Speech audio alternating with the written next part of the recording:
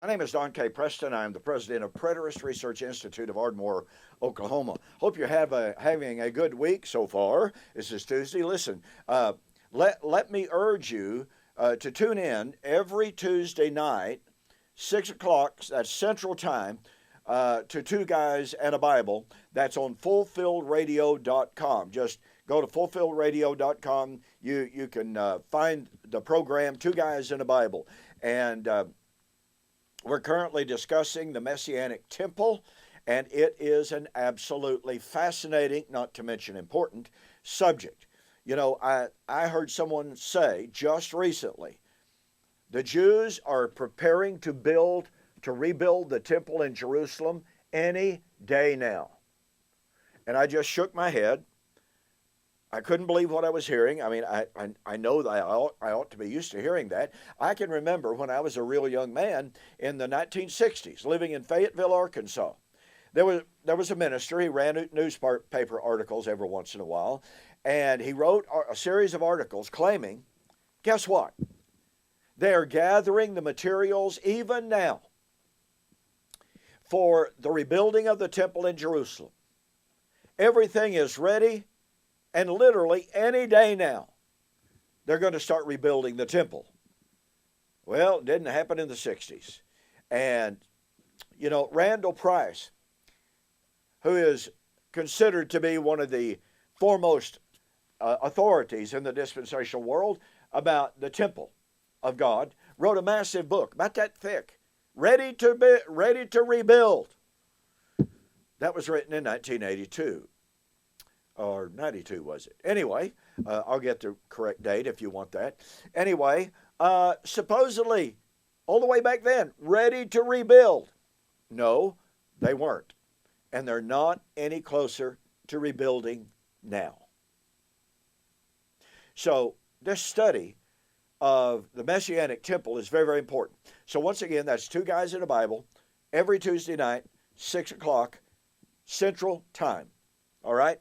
Join us. All right, as I promised you yesterday, I want to share with you some thoughts on Daniel 9, Sukkot, Shemini Atzerat, and the return of the absent master. A little bit of backstory here. Several years ago, I was sitting in the audience when my friend David Curtis was speaking. And a little bit more of a backstory. Even before that, I had been conversing with my friend Bill Cannongeiser, who was a walking encyclopedia on the feast days. But for some reason, Bill's focus on the feast days had never sunk in. It never clicked. I could see it, but I didn't see it. Have you ever done that? You hear something, yeah. And then one day you hear it again, and all of a sudden it just blows up in your head, and you're going, holy cow. So again, I've been talking to Bill Cannongeiser. He had been sharing a lot of thoughts with me about the feast days. But on this occasion, David Curtis was speaking on the feast days. And David, of course, he's a fantastic speaker. David went across the importance of the feast days for understanding biblical eschatology. I was hooked. I mean to tell you, I was absolutely, totally blown away. I turned to my wife and I said, why have I lived this long, studied the Bible so hard, and never understood this subject? Well, how's she supposed to know the answer to that? I was stunned. Since that lesson, I have embarked on an in-depth study of the feast days of Israel and their importance for understanding biblical eschatology. And some years ago now, I shared some thoughts with my friend Doug Wilkinson. Doug had not yet cued into the importance of the feast days. When I laid out some preliminary things,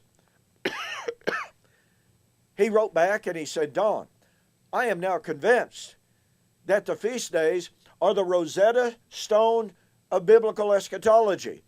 And I wrote back and I said, dude, you can consider that statement stolen, because that's exactly what the feast days are.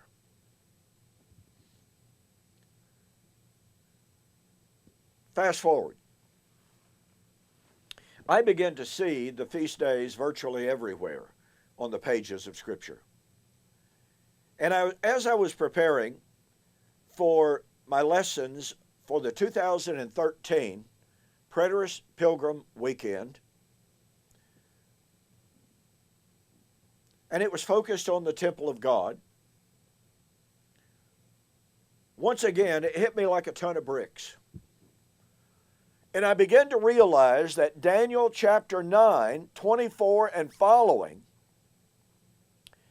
is actually focused on and discussing the fulfillment of Israel's festal calendar. An anecdote, and I don't want to take up too much time. I've always got tomorrow to do it if my voice will hold out. But nonetheless, as I began to develop that, I was just astounded at what I thought I was seeing. And so in 2013, again, Preterist Pilgrim Weekend, and it's available for download on my website. And I presented my case.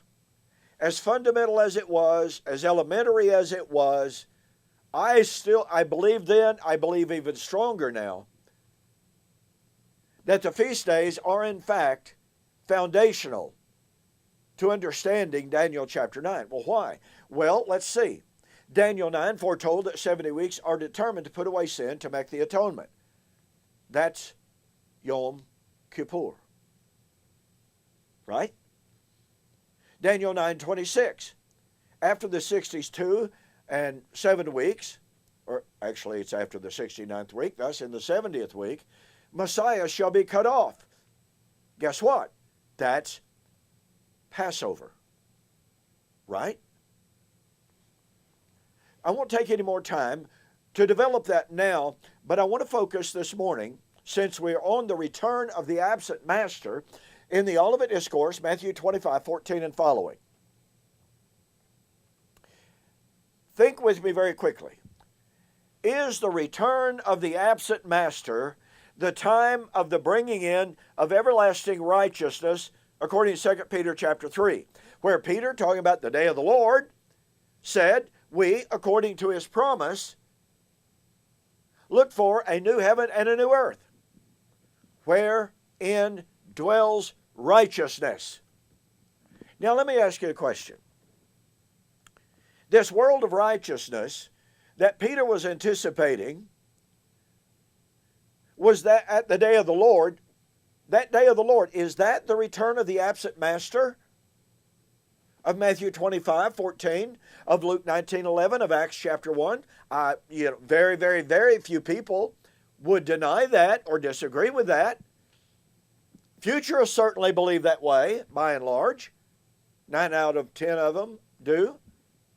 So here is Peter in 2 Peter chapter 3, anticipating the arrival of the new heaven and new earth wherein dwells everlasting righteousness. Well, then we have John in Revelation chapter 20 through 22, anticipating the coming of the Lord, the judgment, the resurrection, the new heaven and the new earth and the new Jerusalem. Okay, is this a different new heaven, new earth, from the new heaven and new earth wherein dwells righteousness of 2 Peter chapter 3? I don't know of very many people that would disagree with that. Well, then that means that Revelation 20 through 22 is all about the return of the absent master. Now, here's a question. Here's a real question. Is this arrival of this new heaven and new earth wherein dwells righteousness of 2 Peter chapter 3 and Revelation 20 to 22, is this a different world of everlasting righteousness from that foretold by Daniel chapter 9?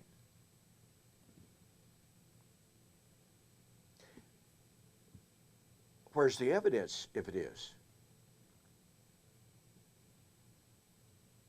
Look, we have a common theme here. We have exact parallelism here. So my question and my challenge to you is, if there is a difference between the world of everlasting righteousness foretold by Daniel chapter 9 and that foretold by Peter in 2 Peter chapter 3 and by John in Revelation 20 to 22, if those are different worlds of righteousness, please feel free on my YouTube channel or on Facebook, in the comment section, present your evidence to prove that they are different. Because here is where the rubber meets the road. And look, I'm not going to get to Sukkot, and I'm not going to get to Shemini Atzeroth today. Thought I would, but I'm not going to. Guess what? That'll be tomorrow. Hopefully. Yes. Okay. I'm sorry. I just kind of get to going and I get to rolling and I just can't help myself. Okay.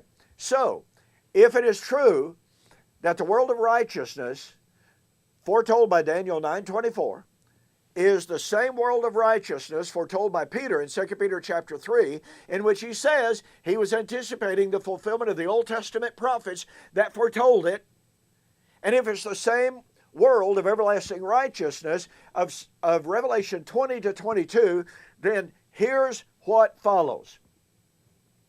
Daniel was told 70 weeks are determined on your people and on your holy city to bring in everlasting righteousness.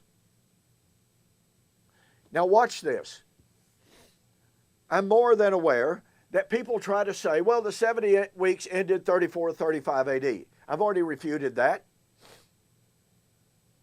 Others say, no, well, the fulfillment is yet future, inserting a 2,000-year gap. I've already refuted that. So here's the bottom line. Daniel 9 gives us a beginning point from the going forth of the decree and the command to rebuild Jerusalem. There's a starting point from which to begin the countdown of the 70 weeks. Then you have another point of reference for countdown, and that's after the 69th week, Messiah would be cut off. Is Daniel counting down the weeks or not? Of course he is. And then what are we told? Daniel 9, 26 and 27. Well, guess what? The prince of the people who shall come shall destroy the city and the sanctuary. Well, wait a minute. 70 weeks are determined upon your people and upon your city. The prince of the people who shall come shall destroy the city and the sanctuary. 70 weeks. And then it says, and the end thereof. Now, we can take the end thereof as a reference to the antecedent prediction of the destruction of the city and the temple. No problem.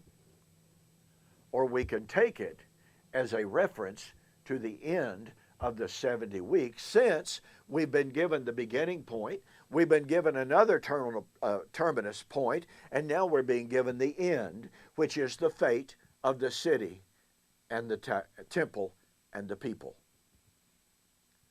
And that means that the everlasting world of righteousness is delimited to the time no later than the fall of Jerusalem in AD 70. Because you see, Jerusalem was never completely destroyed, especially in any kind of an overwhelming flood, as described in Daniel 9:27.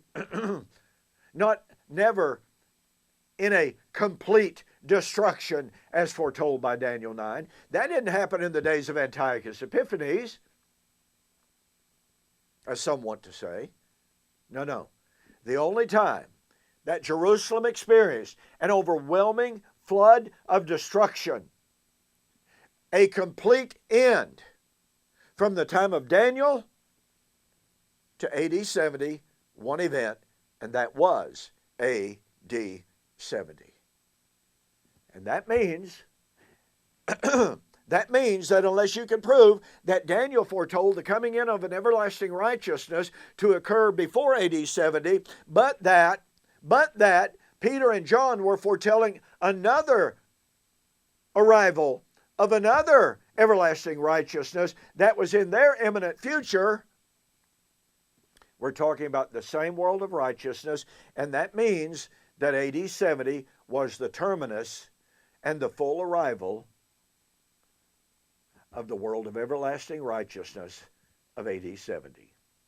Hey, I'm out of time. Listen, I discuss I discuss all of this in my book, 70 Weeks Are Determined, for the Resurrection, because that's exactly what Daniel 9 was predicting. Go to my website, donkpreston.com, BibleProphecy.com. Order the book, 70 Weeks Are Determined for the Resurrection. Send me a note that says you saw the offer on YouTube or Facebook, and I'll refund your shipping. That'll save you $5. Okay, hey, thanks again for joining me on this morning's Morning Musings. Hopefully, I'm going to get to Daniel 9, Sukkot, and Shemini Atzeroth on the flip side. See you there.